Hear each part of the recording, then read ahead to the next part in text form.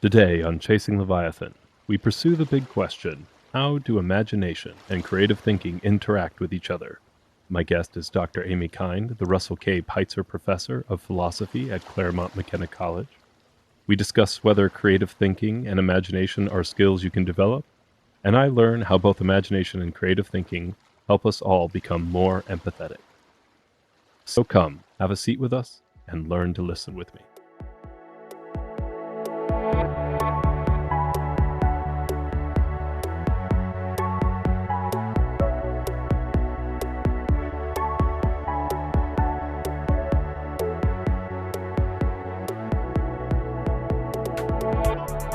Just kind of as we get started here, do you mind sharing with us your own journey into how you became a philosopher, and how did you get interested in imagination and creativity? What led to you writing this book?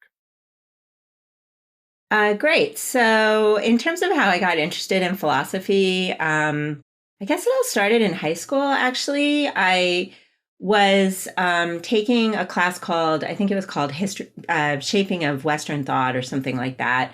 And so it wasn't specifically a philosophy course, but we ended up reading a lot of the great Western philosophers. And so that just made me get interested in the subject. So then when I went to college, I decided to take a class in philosophy, and one class led to another. I wasn't sort of going in there saying like, "Hey, I'm going to study philosophy." I just kept exploring and kept taking more, and I liked it. Hmm. And then all of a sudden, I realized I was a philosophy major. It had happened. Still wasn't, convinced that that was going to be my career or anything. For a long time, I thought for a long time, I thought I was going to be a journalist. Hmm. So I worked on my high school paper, I worked on my college paper. And that's really where I thought my career was going to take me. But for various reasons, I decided not to pursue journalism. Then when I was in college, I was thinking that maybe I was going to be a lawyer. So I was toying with the possibility of law, toying with the possibility of graduate school in philosophy. It was the summer between my junior and senior year. And I said, I don't want to study for more than one entrance test for a postgraduate possibility. Like, I'm either going to study for the LSAT or I'm going to study for the GRE to go to grad school in philosophy. And so I just tried to figure it out and decided to go to grad school in philosophy. So anyway, that's how it happened. It wasn't really a master plan. It just kept one step led to another, led to another. And then in terms of how I got interested in imagination, that also wasn't a master plan. When I was in graduate school, I was at UCLA in graduate school, and UCLA is really, really good in philosophy of language, Hmm. especially at the time I was in graduate school. A lot of people working, a lot of famous philosophers of language working. And so we were doing a lot of reading of philosophers like Frege and Russell. And then we were also reading Kripke, Naming a Necessity. And there's a part in Naming a Necessity where Kripke is talking about whether this lectern which is made of wood, whether it could possibly be made of ice. And then he talks about we can't imagine it's being made of ice. And at the time, when I was reading that passage, I just kept thinking that Kripke was going from the fact that he didn't think that the lectern could be made of ice to sort of backing up to the claim, so we can't imagine it.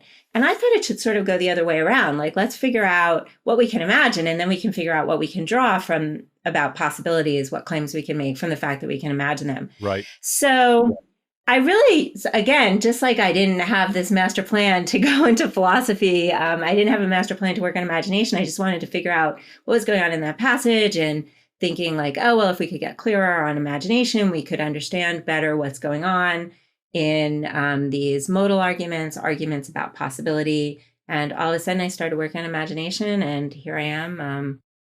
Oh gosh, several decades later, a couple decades later, still working on imagination. So, Well, there's so much to so that's how cover. I got Yeah. interested. Yeah. Yeah. Oh, And that's then, awesome. and in terms of the book, the book that's coming out on imagination and creative thinking, So I was invited to do that by the editor of the Cambridge Elements series in philosophy of mind, Keith Frankish, and I was just excited about it because I hadn't done much work on creativity before, although I'd always been interested in it. And so it seemed like a good opportunity to expand my interest in imagination. And I'm really glad I did. I've loved thinking about creativity. Yeah, and I got to read a draft of the book and really appreciated. Help me to understand the purpose of the series. It seems like it's kind of introductory for the most part. Yeah, it's introductory. These are small texts. So it's kind of like, I feel a little weird even calling it a book. I've been calling it a monograph, I guess, Yeah, because yeah, they're yeah. so short.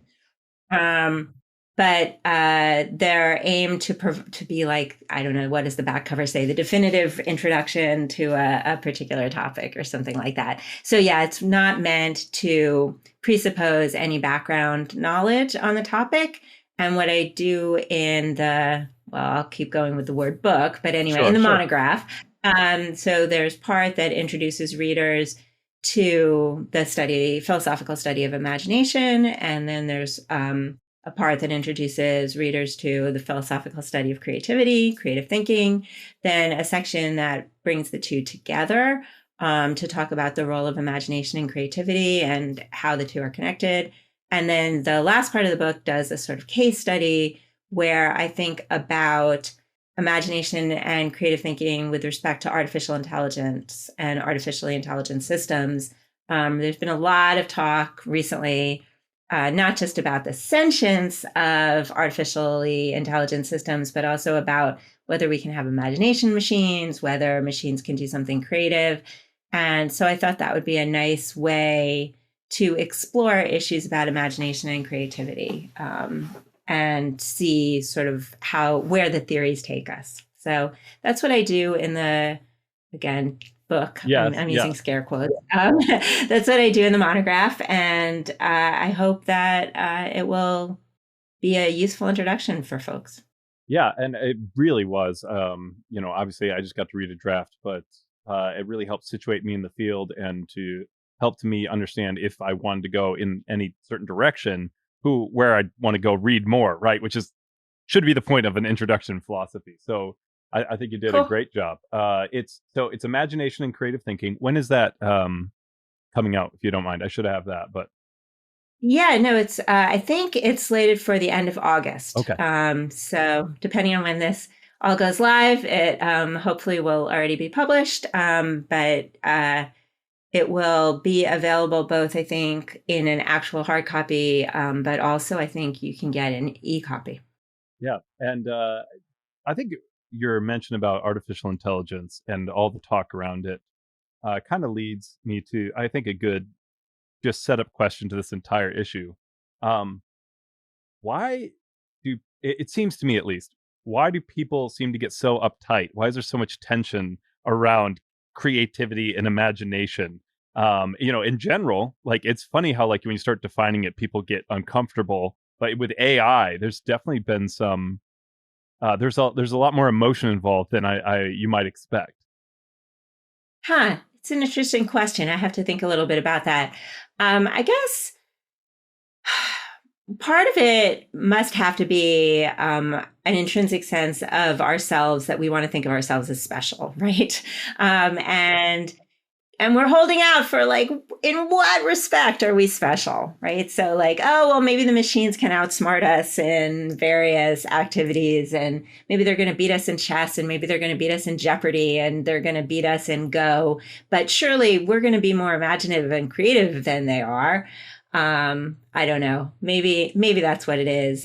We like to think of humanity as special in a way that differentiates us from animals and non-human animals, and that differentiates us from machines. And then I think maybe I could also turn what I was just saying about thinking of ourselves as special. I can sort of turn it around a little bit, see if this works. But when we look at a machine and we think of the machine as just a manifestation of its programming, right? So it has this programming, and all it can do is what its programming allows, right? It can't go beyond its programming. It's all programming generated, these algorithms or whatever. And then we see the machines producing various things that look very creative or that look very imaginative. And then we start to look at our own outputs and we think, whoa, wait, were those just the results of algorithms and programming? Are we nothing more than a collection of programming too? And so that makes us feel uncomfortable about ourselves and about how we like to think about ourselves. And hey, a lot of philosophy is discomfort. A lot of philosophy, I mean, a lot of good philosophy should make you uncomfortable or should make you ask, let me put it this way. A lot of good philosophy should make you ask uncomfortable questions.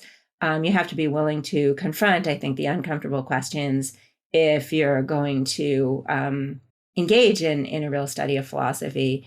So I hadn't pushed the AI analogy specifically to make people uncomfortable, but if you're bringing up the idea of a sort of tension that comes up when we get nervous or something when we're talking about machines and creativity, maybe that's why. Yeah, that makes a lot of sense. And I realized, for our listeners, I think some of them may be familiar, but just to be clear, when we talk about imagination, can you give kind of a philosophical definition?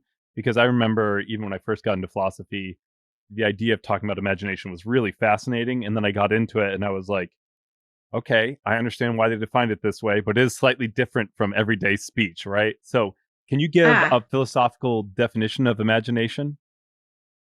yeah. I mean, I hope that what we philosophers are talking about when we talk about imagination at least connects to what ordinary folks are Yes, talking it about when definitely they talk connects. about Yeah, imagination. no, it's not like So, completely two different things. Yeah, yeah, yeah. right. Yeah, no, I mean, it might be kind of like a Venn diagram of sorts, but as always, we philosophers are going to try to get more precise or something, make ordinary language, try to figure out what we're talking about in ordinary language, but then we're trying to work with something more precise. Um, Actually, if you don't mind, oh, it's funny that you combined imagination and creative thinking because when I first got into philosophy, I think where I was confused by imagination, and a lot of it was in Kant, who has very specific types of imagination, right? But it was that right. I think it was because I would think of imaginative and I think of creative, and Yeah. you do a good job of defining those two separately, and the relationship does seem to be there seems to be one. And so I think it's interesting even that, of imagination, creative thinking, and that's where people say imaginative when they mean creative, in ordinary speech. So I think that might be part of what I'm referring to here. Not that it's like something, it's not like all of a sudden we're going to be talking about like symbolic logic or something with imagination, right? It's not like a Yeah. completely separate. But anyways, sorry, I just thought Right. that would clarify. No, cool. Yeah, I think you're right that in ordinary talk, we're probably looser with our terms than philosophers are, and so we definitely in ordinary speech just use imaginative and creative as synonyms, and we're just trying to I'm just trying to figure out. Well, we tease things apart. So I guess I'm using imagination to refer to some kind of mental activity, and it's a speculative mental activity. So it's a mental activity that one way to put it is it allows us to transcend our present circumstances. So we transcend our present circumstances to either think about them differently from how they actually are, whether that's future or possible or just in some way different. So I might, I might be thinking right now about well, my son is at Disneyland today. Oh, there you go. So I might be imagining, I think maybe he's on Space Mountain right now, right? So I'm imagining him on the ride, imagining trying to avoid the imagining horror imaginings about things going wildly wrong on the ride, right? But this uses things I actually know. So I know what my son looks like. I know what Disneyland is like. I know what Space Mountain is like. But I combine them, and I'm not at Disneyland right now, and so I'm trying to speculate about what's going on with him. So that would just be one example of an imagining. Now, notice that's a fairly realistic imagining, right? Like I'm trying to imagine what's going on with him right now. But then, of course, we could use imagination in all sorts of non-realistic ways as well, and we frequently do. So I might just imagine uh, uh, winged horses, or I might imagine pink elephants, or all kinds of crazy creatures. And here again, I'm doing something that transcends the reality that I'm currently in. So, I mean, maybe we'll come back to this, but I think of imagination as serving both practical purposes and fantastical purposes. And so we can go on to talk a little bit about that. But in either case, I'm thinking of imagination as a mental process or a mental activity. It's something that we do. We might deliberately do it. We might just find ourselves doing it. We might specifically set ourselves a particular imaginative project.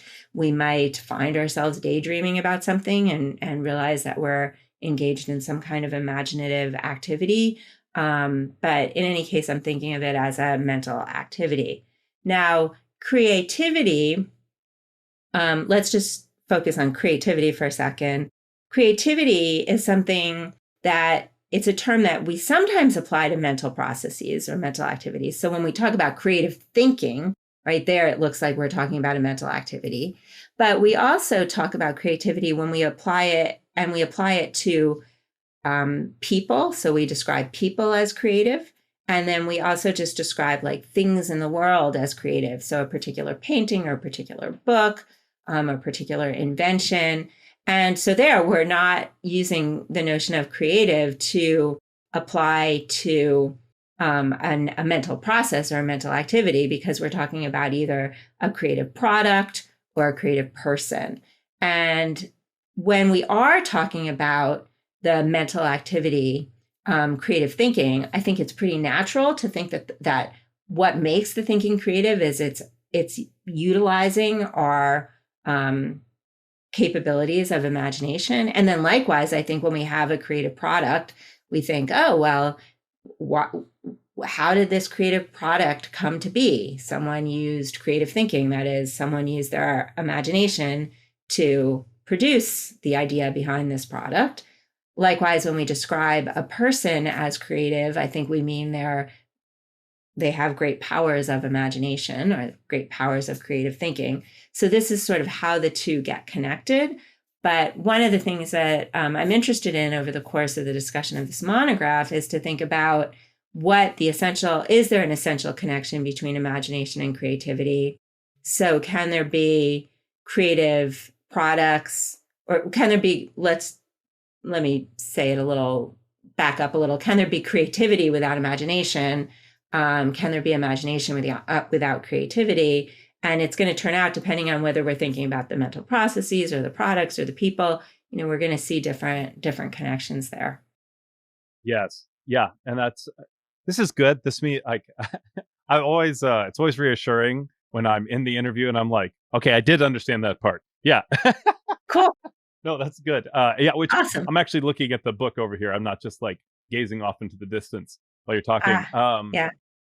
Even as you're talking here, and I can't remember the other words that you used for it, but you set up kind of it was fantastic, and I can't remember the other one when you talk about for different kinds of imagining. for different kinds of imagination. In the book, you Yes, say instructive and transcendent. Is that I do. Yes. And so you said fantastic, and what was the other one? Because I found that helpful. I probably said realistic when Yeah. I was talking to you. So, right. So the terms that I've used, and I use them in the book because I'd used it in some prior work, but I draw a distinction between what I call, transcendent imagining and instructive imagining. But if we want to think about it, we can think about the more fantastical cases and the more realistic cases of imagining. But I mean, there are going to be sort of cross-cutting distinctions in various ways. So maybe if I put it in terms of uses, the way I do in the book, I can put it this way. So sometimes we're just engaged in an act of imagination just to try to escape from the reality that we're in, right? Mm. Like, so it's for escapist purposes. So you might be in a boring meeting and you start imagining your upcoming vacation.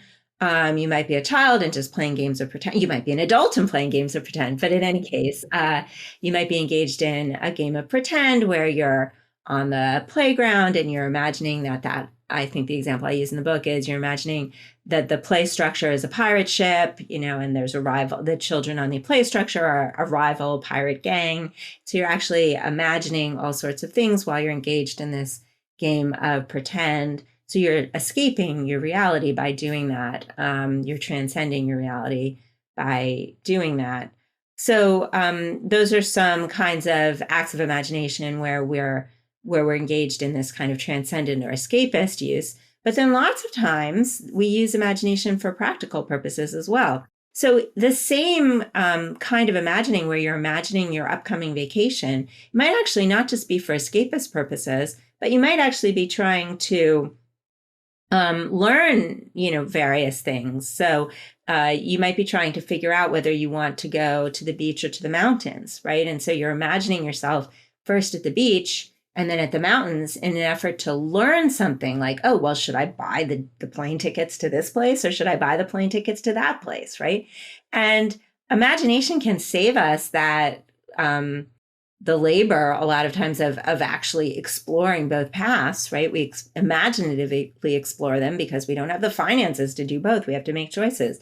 Or another example would be, suppose you go to a furniture store and you forgot to take the as good measurements as you should have of your living room before you went to the furniture store, and you don't want to drive all the way home and then back, and there's no one at home to call. So you're trying to figure out whether this sofa that you're about to buy is going to fit in the space. And so what do? Well, you imagine it in the space. Or you might be trying to figure out whether the sofa you're about to buy can fit through the door. Like you have a narrow doorway. Can it fit through the door? Like how are you going to be able to position it? Or can it fit in your trunk? So what are you going to do? You're going to imaginatively manipulate the sofa.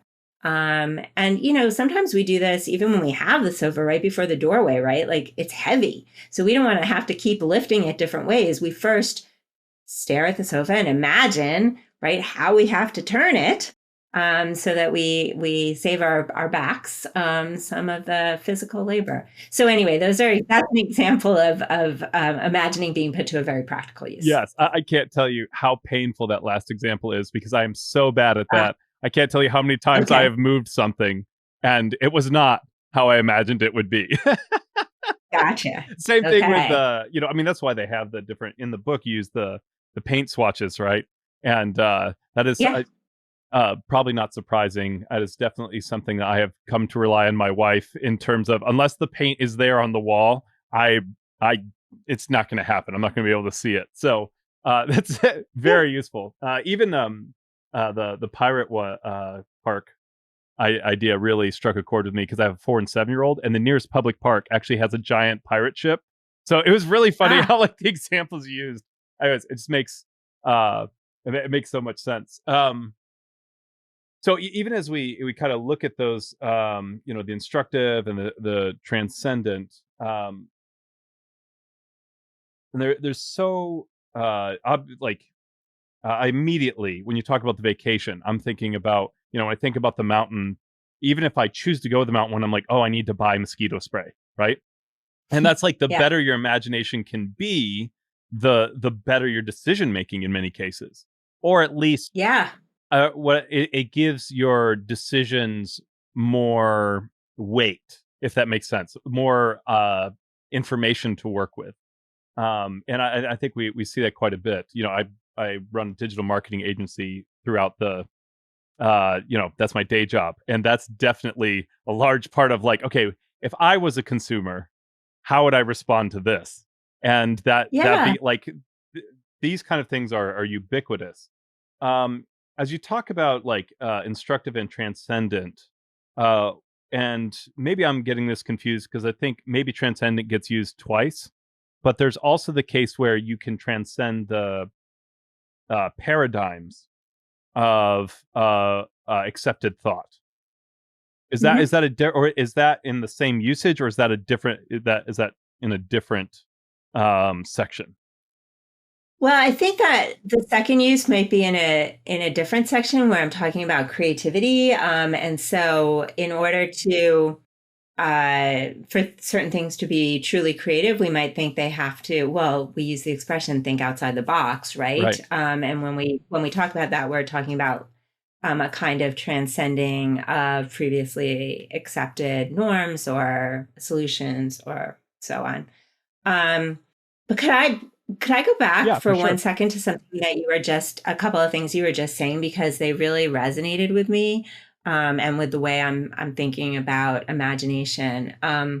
So I guess two things I wanted to pick up on. So one, you were talking about how many times you failed at imagining the sofa correctly, or how you need the paint swatches, and so you have to rely on your wife. And both of those examples, I think those examples bring up 2 points that I like to try to bring out in my work. So I like to think of imagination as a skill, Right. and in thinking about it as a skill, that brings out sort of two different things that came up in your own reflections on what you've done imaginatively. So one is some people are better than others, right? So your wife might be better at imagining paint colors than you are, and in that case, we can see, right, the differences in imagination. We can see how when something's a skill, typically like one person can be better at it than another.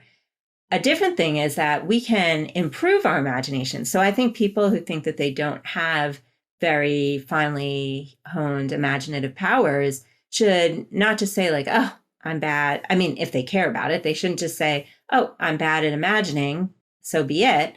As a general matter, if you're bad at something and you care about it, you can work to get better. So I think the more imagining we do, and I mean, we can talk more about this, but there are things that one can do to get better at imagining. We shouldn't just think it's like necessarily a fixed capacity.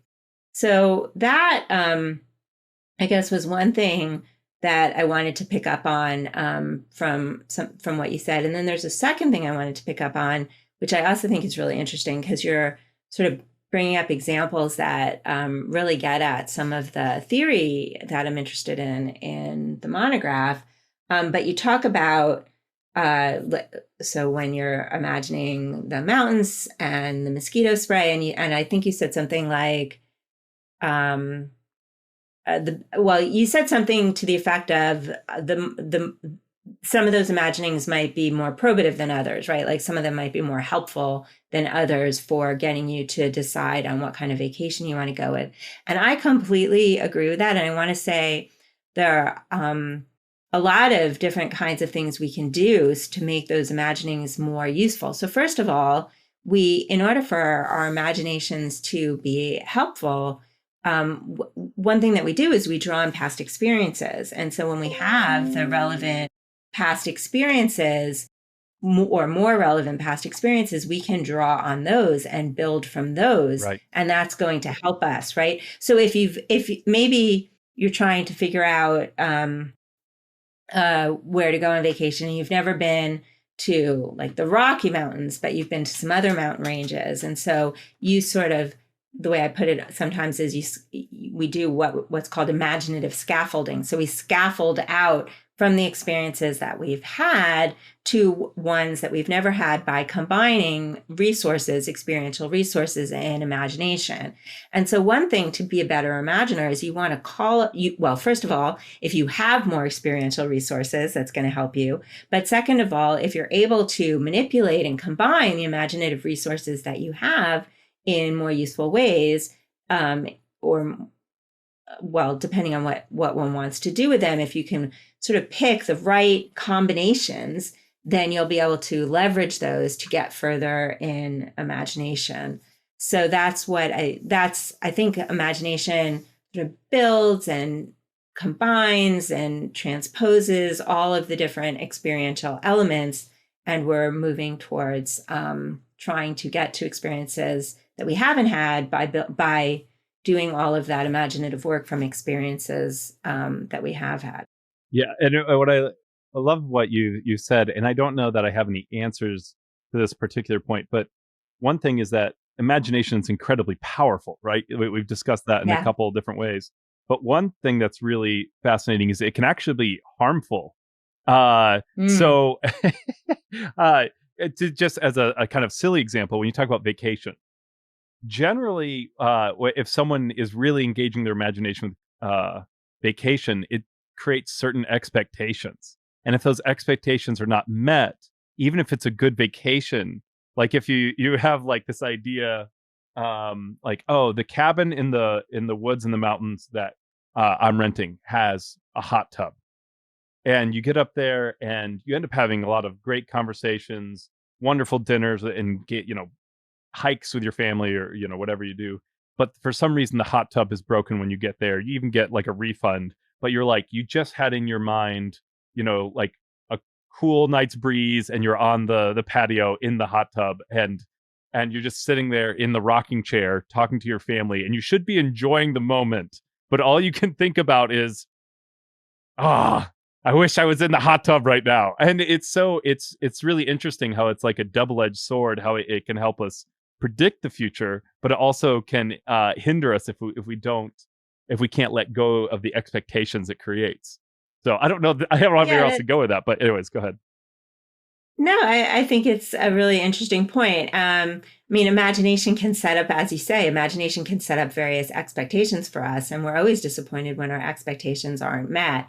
So there, I guess I would just maybe, because I'm so pro imagination, but I'm not so sure that I would blame imagination there. I might blame the cabin owners for not having their hot tub working.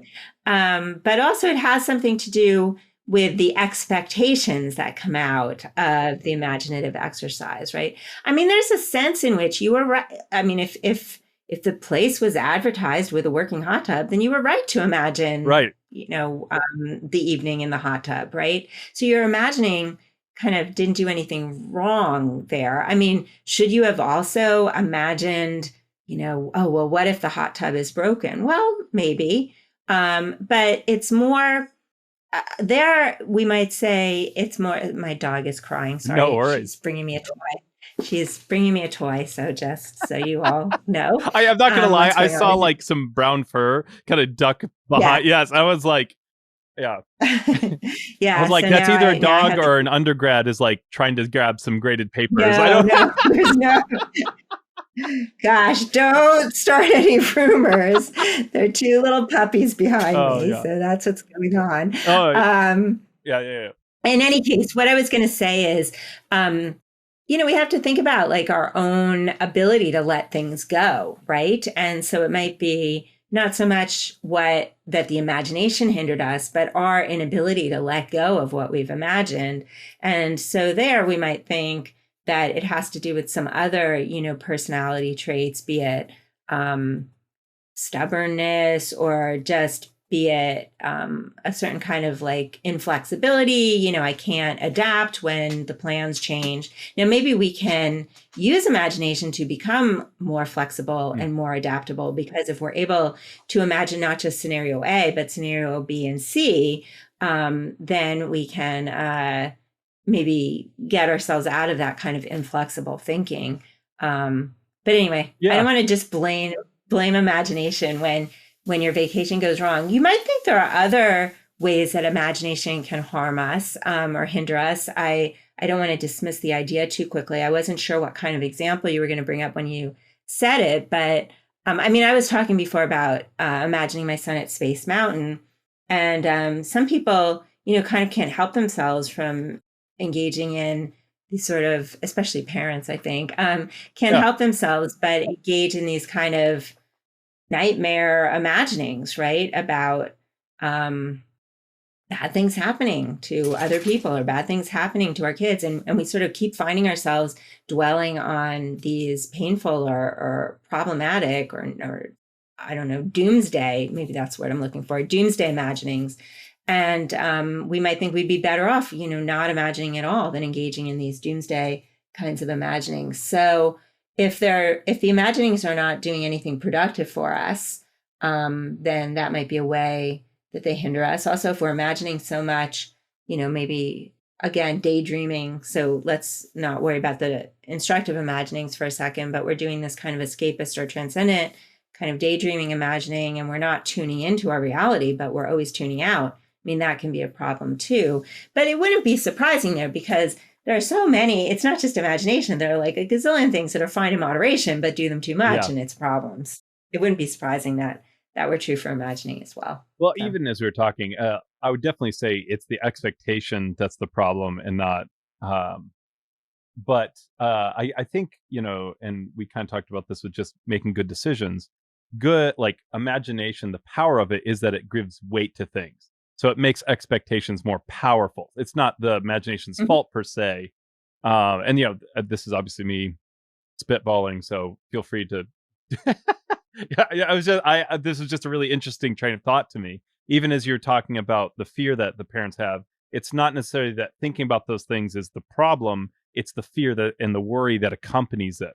But obviously the more vivid that imagination is, the more it's going to give weight to those, that fear, that worry, that sort of thing. And that's, I think, it more a symptom of its power than of its it being problematic. But anyways, Yeah.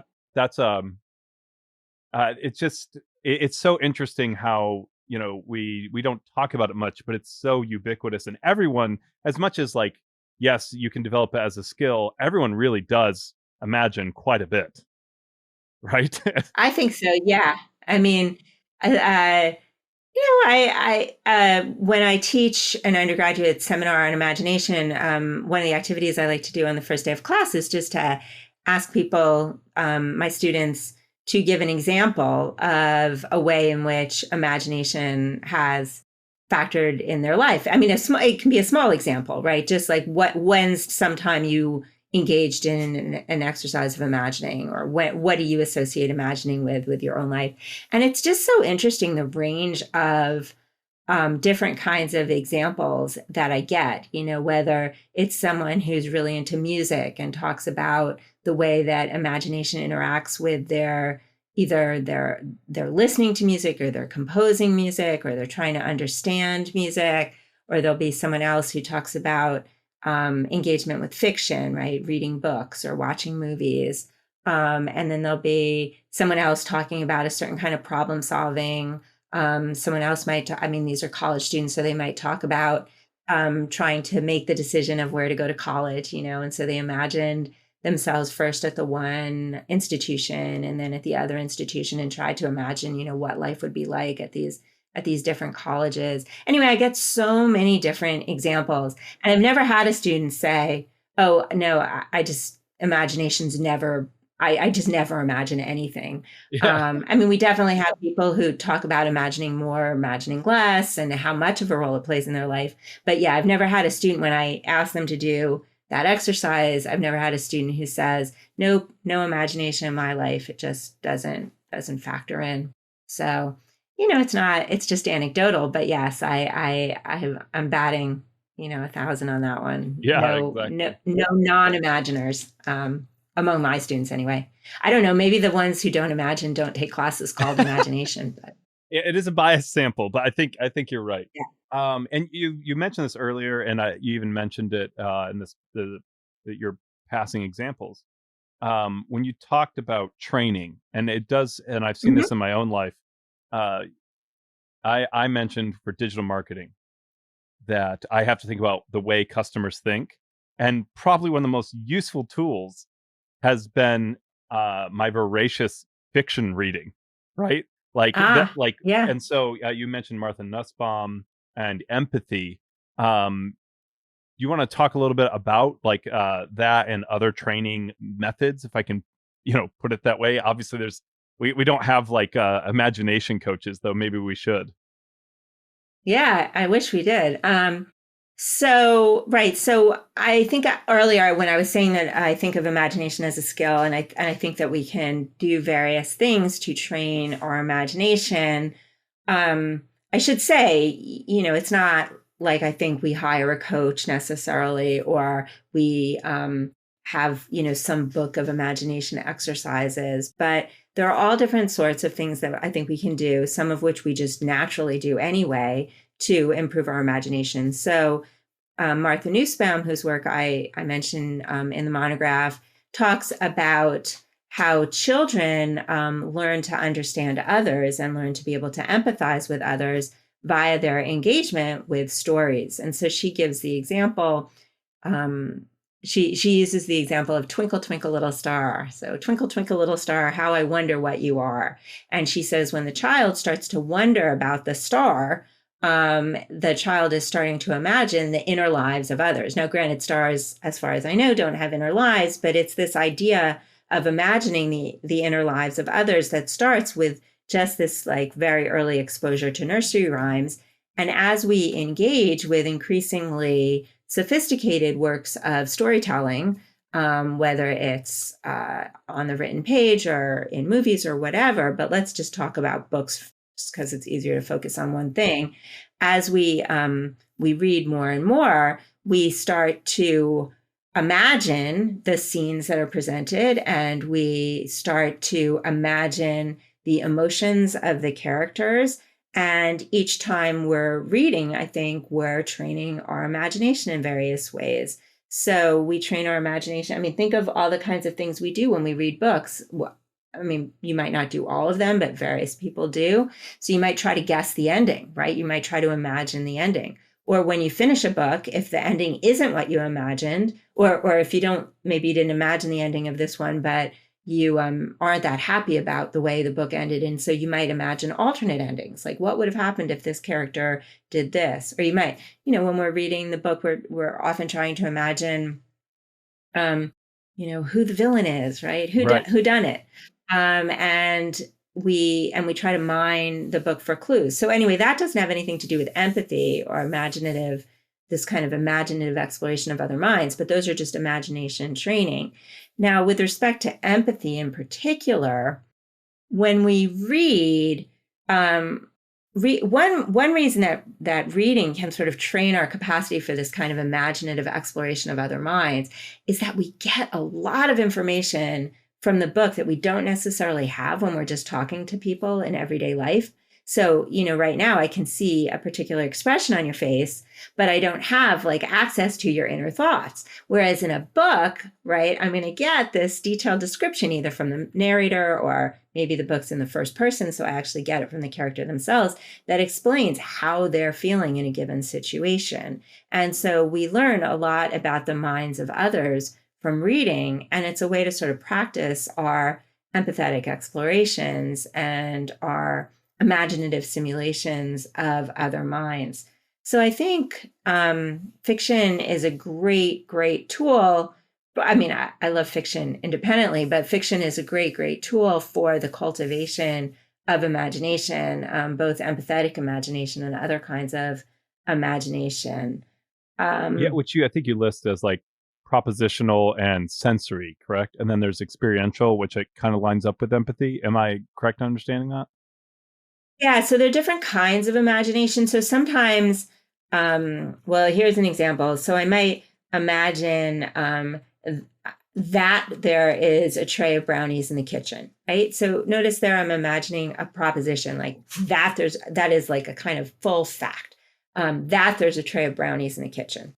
Okay. Now, another thing I might do is I might just imagine the brownies themselves. So maybe I'm imagining what they look like, or I'm imagining what they smell like, or what they taste like, right? And so I'm not really taking an attitude towards a proposition. I'm just like focused on the brownies as the object. And notice when I do take the attitude to the proposition, like the propositional imagining, I might have a mental image of the brownies, I might not, right? But when I'm imagining the brownies themselves, it looks like, I should back up a second. I think if it's really imagining, we have an image. Not everyone agrees with me on that. So I'm just like kind of putting that aside for a second. But in any case, with the propositional imagining, the point is that we're sort of focused on this like fact, okay? But then we might just focus on the brownies, how they smell, what they taste like. And so there it looks like we're calling up some kind of image, but notice the image, I'm using image in a expanded sense. So I'm not just talking about visual images. In the way that I'm using the notion of image, we can talk about auditory images or gustatory images or olfactory images, right? So we can talk about them in any sense. Now, This is the with cruelest example you've used. I'm just going to say. the brownies. Yeah. Oh, are you hungry? Okay. I am now. Okay. No, it's fine. Well, I like brownies, I gotta say. Yeah, I get no. When I you're like just like how they taste and how they smell, Yeah, and I was just like, right. well, I Okay. could feel it. Yeah, All right. So that suggests that you're using your powers of imagination, I right? very much 'Cause you're so. like No. Yeah, calling obviously up the that's tongue smell, in calling cheek, up the taste. but yeah, it was very. So I'm sure I could come up with crueler examples. Yeah. Anyway, experiential imagining was the last one I wanted Right. to say. So you might imagine tasting the brownies, right? I mean, that is, you're putting yourself into the imagining. So you're imagining specifically it sort of from the inside, like the experience. And so that would be experiential imagining. And so, yeah, when we engage in empathy, like when we're empathizing with someone else, if we're really so if I'm trying to empathize with someone who's just told me a story about something terrible that happened to them, and I'm trying to understand what they're feeling, and the way we often put this is I'm like imaginatively putting myself in their shoes, right? If I'm calling up that that kind of feeling, calling up that kind of experience, then yeah, that's a kind of experiential imagining. Yeah, no, absolutely. And it's funny to me how, as we're talking about this, I can think of even individual books that tend to lean into these different types, right? Cool. Yeah, so like we talk about propositional, like I mean, these are terrible examples, but I tend to prefer more experiential, empathetic books. Like I feel like it accomplishes something more for me, and I like the way I feel afterwards. But it demands more from me versus like sometimes, if I've been reading a lot of philosophy, so I'm doing several a week right now because my wife is due in August. So I for some reason, this is me using experiential imagination. I didn't think my wife would appreciate me saying, "Hey, honey, I know you have a 4 and 7-year-old and you have the newborn, but I'm not going to, I'm going to go. I have to go off and do a podcast." So I'm getting ahead, and so I'm good job. Good job. I might not be great at imagination, but I have enough for that. Yeah. But as we, if I've been doing a lot of heavy reading, I find myself gravitating more towards maybe sensory or propositional. Like there's this Vampire Hunter series that I enjoy reading. It's a light novel, and it's that you can't, like, the characters are not like very deep, right? They're just like, it's a lot of action. It's a lot of like really fantastic set pieces and that sort of thing. But it's not like something where, I started to read N.K. Jemison's trilogy. Yes. And I started to read it, and it's so good. I can tell it's going to be good. And I was like, this is going to emotionally hurt me. I need to wait until I have time to process this. It's like, I'll read Haruki Murakami, and afterwards I just feel so fragile. Or like, I love, I'm trying to work my way through Proust, rather large. And it's the same thing where it's like, it demands more from you. And I think, maybe that's the training happening, in some ways, but also it's just like any kind of training. It's more intense, and it seems to line up with the different types of imagining that are going on. Or am I understanding that correctly? No, that's awesome. I mean, I have to confess, I haven't really thought a lot about how, what kinds of different books demand different kinds of imagining from us. So I really like the examples that you were giving. So for example, in the dragon books, where the characters aren't deep, right? But maybe there's a lot of world building or something like that. And so you're really trying to imagine the world that's being presented. And that's the demanding imaginative task, right? Not so much understanding like why the characters did this, because it's all really obvious, but they're set in a world that's like got dragons and, has all these different cultures or, I don't know, various customs, and you're trying to understand all of that. And so there's a different kind of imaginative demand. I mean, it's funny you bring up the Broken Earth trilogy and K. Jemisin. I love that trilogy. I hope you find that before your next baby is born, because you won't have time to really Yes. anyway, you won't have Yes. time for anything, basically. But the Broken Earth trilogy, I started reading the first one in the trilogy in March of 2020, right? Like, so I got our class, our college shut down, and I got sent home, and so I'm going to do all my virtual teaching, and I pick up this because it's a book that so many people had recommended to me, and it's like it starts off with like the end of the world. I was like, I don't know, this is hitting a little close to home, right? I mean, I can't remember now the first sentence. I used to have it memorized, but it's something like, let's start at the end of the world or something like Yes. that. And it's not just like the whole world. It's also like this mom and her, like, this is not spoilers. This is the first chapter. It's like a mom and her child. And I'm like, oh, this is heavy. I'm like, I'm going to open this up in a month. No, it's a really good series and you should come back to that. But what I was going to say about that book is, I mean, there's so many different kinds of imaginings we have to do in a book like that, because, I mean, first of all, we're, I think, deliberately left a little at sea about what kind of world we're in that book. And we learn as we go. It's not laid out. The world building is not done in advance. It's parceled out to us stingily as we go. And so we're doing a lot of that kind of imagining, but then there is a lot of deep kind of engagement with the characters and their motivations. And so there's a lot of, I think, imagining of what these characters are going through at various times. So that book is going to be both imaginatively, once you finally read it, the whole trilogy, it's going to be both imaginatively demanding, but also imaginatively enriching, right. Remarkably so, I think. But yeah, anyway, back to the basic point you were making, I think books can both train our imaginations and also stretch our imaginations in different ways based on what's going on in them. And that shouldn't be surprising. Yeah. So, and I want to be, respectful of your time. And wait, we're drawing to a close here, but I did want to touch briefly on creativity. Sure. Yeah, you talk about value and novelty as being kind of like two of the main conditions, but then there's some talk about agency and surprising. Do you mind just giving a brief overview of that? I know that's Sure. that's a big order, but absolutely. So I guess the basic question that I start off with, and yeah, we have talked almost solely about imagination, which isn't that surprising because that's where my research primarily concerns. But yeah, we should give creativity its due as well. So when I start off talking about creativity in this monograph, I want to try and understand what creativity is.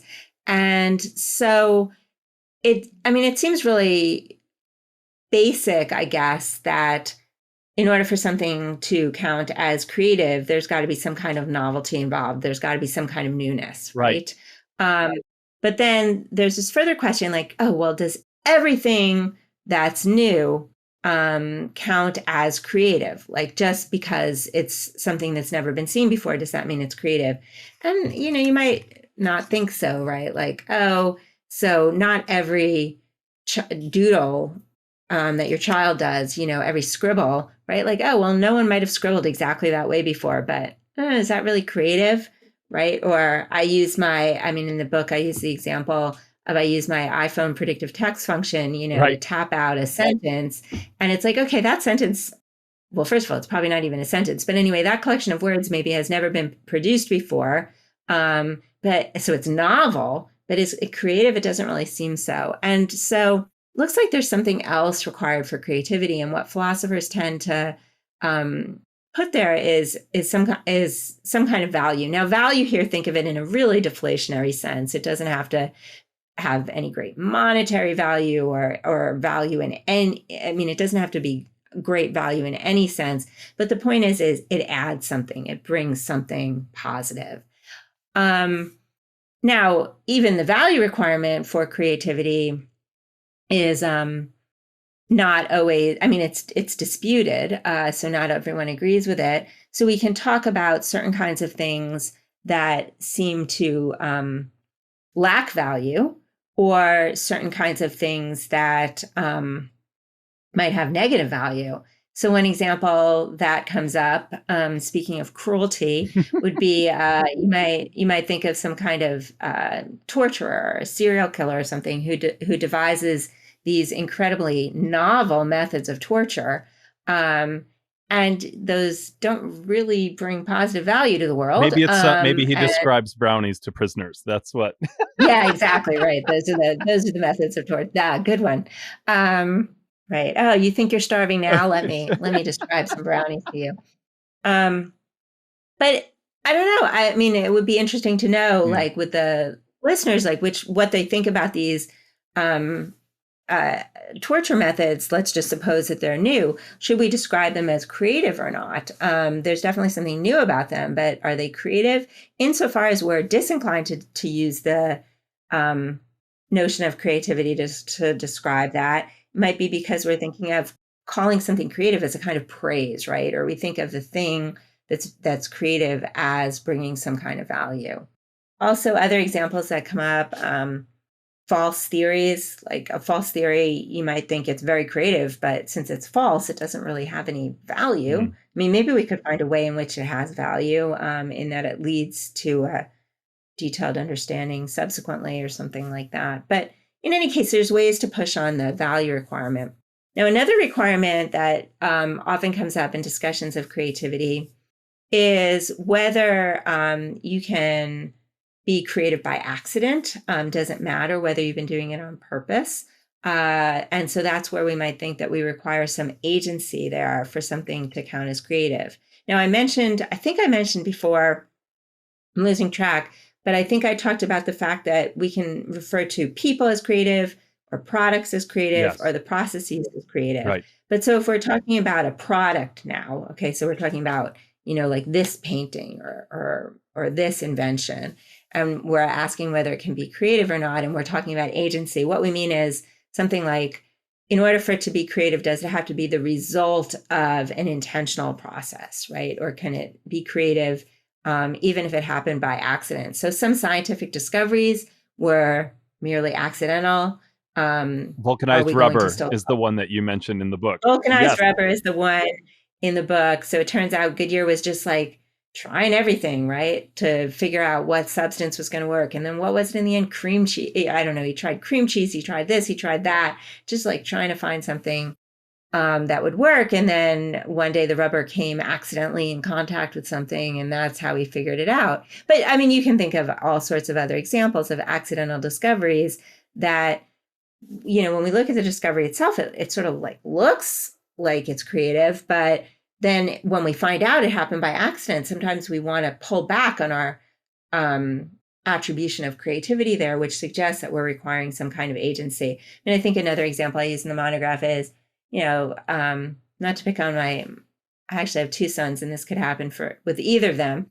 But it's my older one who walks around with his AirPods in all the time. And so, he might actually my younger son has over-the-ear headphones, so it could happen to him too. But, they knock something in the kitchen, like a bottle of ketchup, don't even notice. Maybe they just pretend. Now that I'm talking, I'm like, maybe it's just that they pretend they don't notice. But in any case, they knock the bottle of ketchup, spatters all over the floor in a very interesting pattern. Maybe this pattern is novel. Maybe for some reason it has value. But are we going to call it creative? Well, it was just happened by them knocking the ketchup bottle off. So again, insofar as we're not inclined to describe that ketchup splatter drawing as creative, it probably means that we're thinking of creativity as needing to result from some kind of agency. And notice that that's kind of where imagination can come in also, because it's by using that mental process of imagination, as opposed to just like an elbow knocking, using that process of imagination, that we can intentionally guide the creative processes and put some of our agency into it. Absolutely. Well, I want to say thank you for coming on, and I believe you said it's coming out in August, which this will be coming out around I'm a little further out in production schedule now, so it'll be close to August. So your monograph /book / great introduction.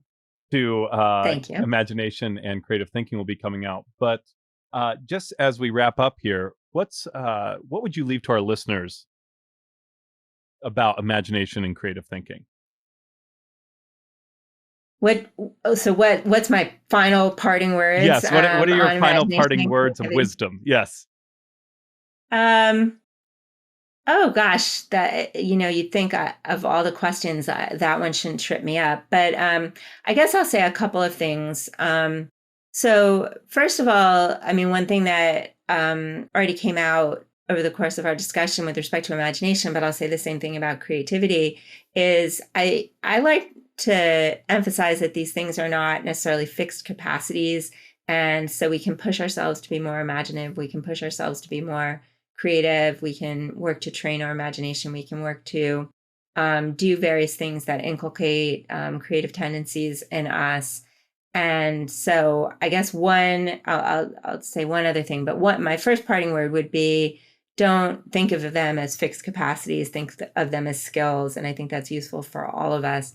And then another point that came up, my other parting thought, I guess I would want to just say something about the ubiquity and importance of imagination and creativity for our lives. And I really do think that they're woven into the fabric of our lives, and that we can understand a lot about ourselves and about humanity, and just about our world via thinking about imagination and creativity. And so sometimes in philosophy, the more sort of rational capacities, get all of the attention. And I kind of think we can learn quite a bit from focusing our attention on imagination.